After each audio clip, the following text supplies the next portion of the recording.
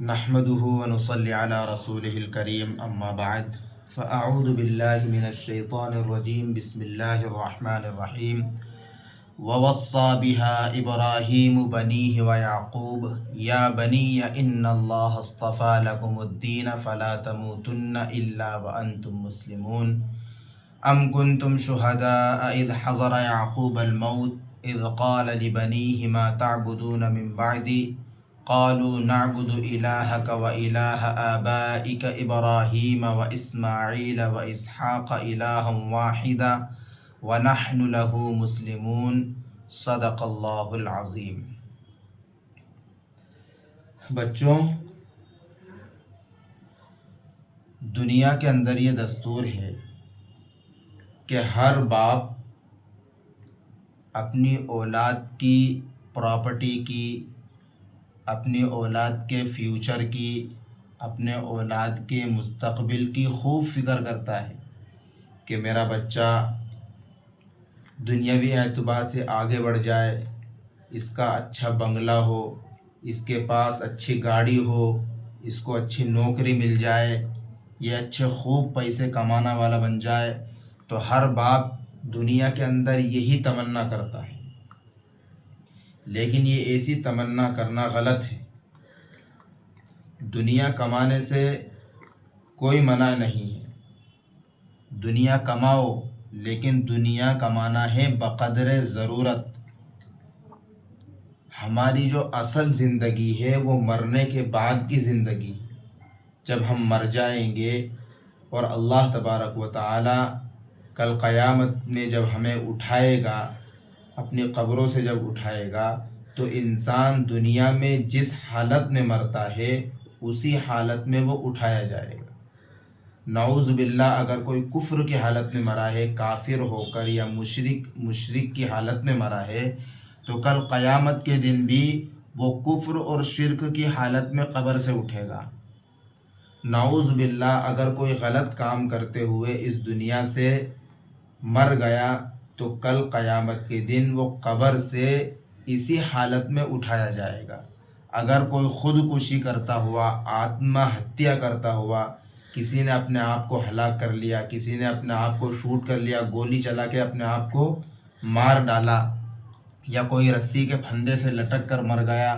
تو کل قیامت کے دن وہ اسی حالت میں اٹھے گا۔ تو ہماری جو اصل زندگی ہے وہ زندگی ہماری آخرت کی زندگی ہے، لامحدود زندگی ہے، اور وہاں پر ہمیں ہمیشہ ہمیش رہنا ہے۔ اللہ تبارک و تعالیٰ نے ہماری وہ جو زندگی بنائی ہے وہ اصل زندگی بنائی ہے۔ یہ دنیا جو ہے، الدنیا سجن المؤمن و جنت الکافر، یہ جو دنیا ہے یہ ایمان والوں کے لیے قید خانہ ہے اور کافروں کے لیے جنت ہے۔ ظاہر سی بات ہے کہ ایک انسان جو قید خانے کے اندر ہے اس کے سامنے پریشانیاں بھی آتی ہیں، مصیبتیں بھی آتی ہیں، تکلیفیں بھی آتی ہیں، ساری چیزوں کا اس کو سامنا کرنا پڑتا ہے۔ لیکن ہماری جو اصل زندگی ہے وہ مرنے کے بعد والی زندگی ہے۔ اگر ہم نے دنیا کے اندر اچھے اعمال کیے، نیک اعمال کیے، اللہ کی مرضی کے مطابق، رسول پاک صلی اللہ علیہ وسلم کی سنتوں کے مطابق، آپ کی سیرت کے مطابق، آپ کے اسوہ اور اسوہ حسنہ کے مطابق ہم نے زندگی گزاری، تو اللہ تبارک و تعالی ہمیں انشاءاللہ ضرور جنت کے اندر داخل فرمائیں گے، ہے نا۔ جب ہم جنت میں جائیں گے تو جنت میں بے شمار نعمتیں ہیں، ایسی نعمتیں ہیں کہ انسان اس کو سوچ بھی نہیں سکتا، اس کا تصور بھی نہیں کر سکتا، خیال میں بھی اس کو نہیں لا سکتا۔ ایسی بہترین چیزیں اللہ نے جنت کے اندر بنائی۔ لیکن اس جنت کو حاصل کرنے کے لیے، اس جنت کو پانے کے لیے، اللہ کو راضی کرنے کے لیے، اللہ کو منانے کے لیے ہمیں دنیا کے اندر اسلام کے مطابق زندگی گزارنا ہے، اسلام والی زندگی گزارنا ہے،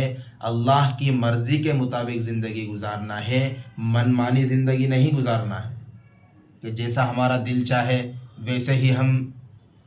اپنی زندگی کو گزاریں۔ تو میں عرض یہ کر رہا تھا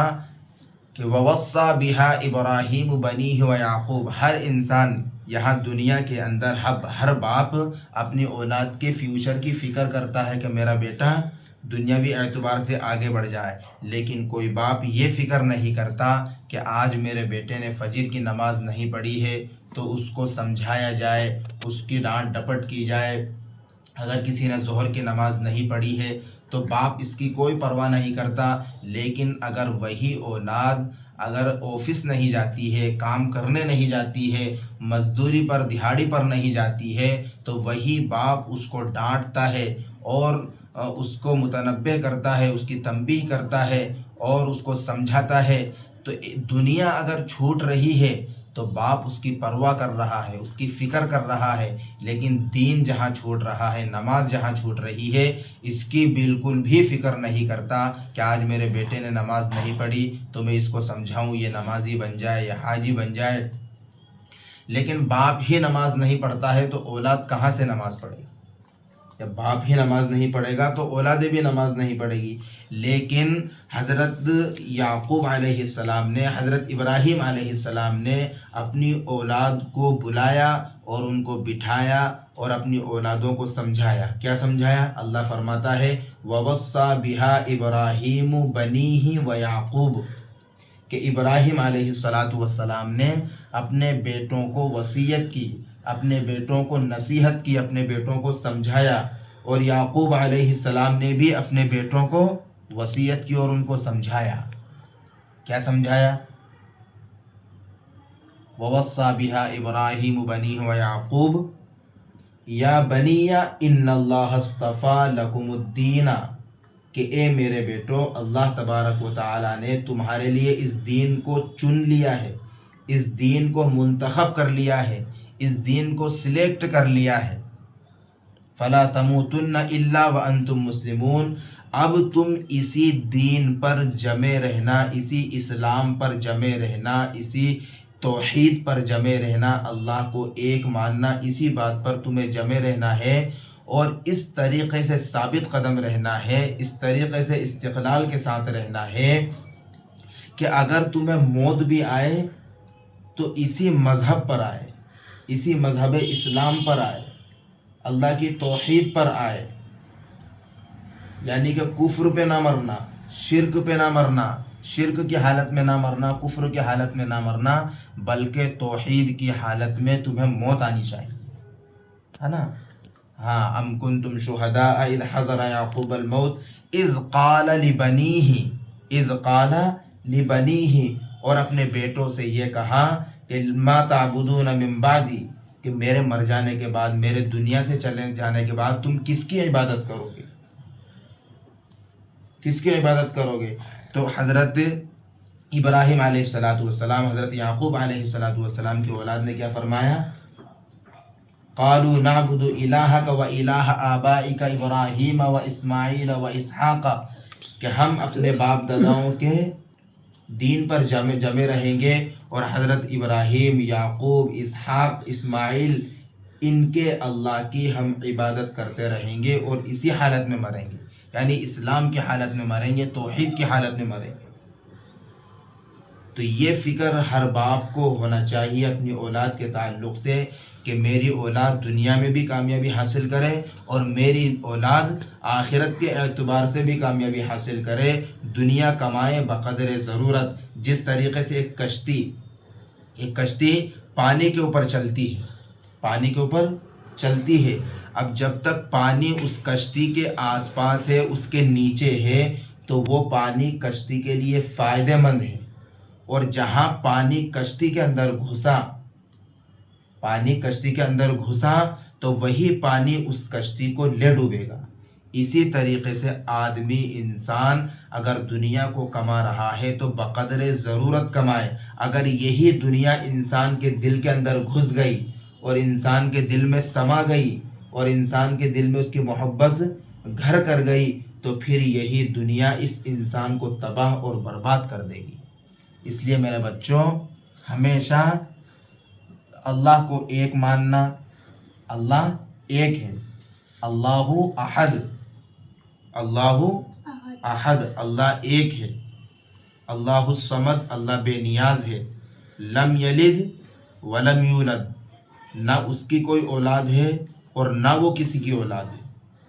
ولم یکن لہ کفوا احد، اور کوئی اس کا ہمسر نہیں، یعنی کوئی اس کے برابر نہیں، کوئی اس کا ساجی نہیں، کوئی اس کا شریک اور پارٹنر نہیں، بلکہ اللہ اکیلا ہے، تنہا ہے۔ اس بات کو ہمیں اچھی طریقے سے سمجھنا چاہیے کہ چاہے ہم مر جائیں،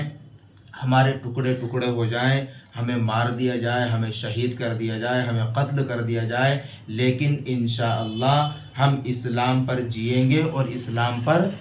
مریں گے، اسلام پر جئیں گے اور اسلام پر مریں گے انشاءاللہ۔ بولو انشاءاللہ ہم مسلمان بن کر رہیں گے، بولو ہم مسلمان بن کر رہیں گے، ہم مسلمان بن کر رہیں گے، ہاں اسلام پر باقی رہیں گے، اسلام پہ باقی رہیں گے اور اسلام پر ہی مریں گے اور اسلام پہ انشاءاللہ۔ مریں گے۔ اب ہم اللہ سے دعا کرتے ہیں، بولو اور ہم اللہ سے دعا کرتے ہیں، اللہ ہمیں خاتمہ بالخیر فرما،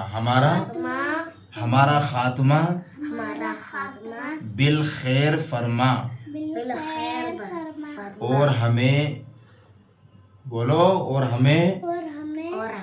کلمے والی موت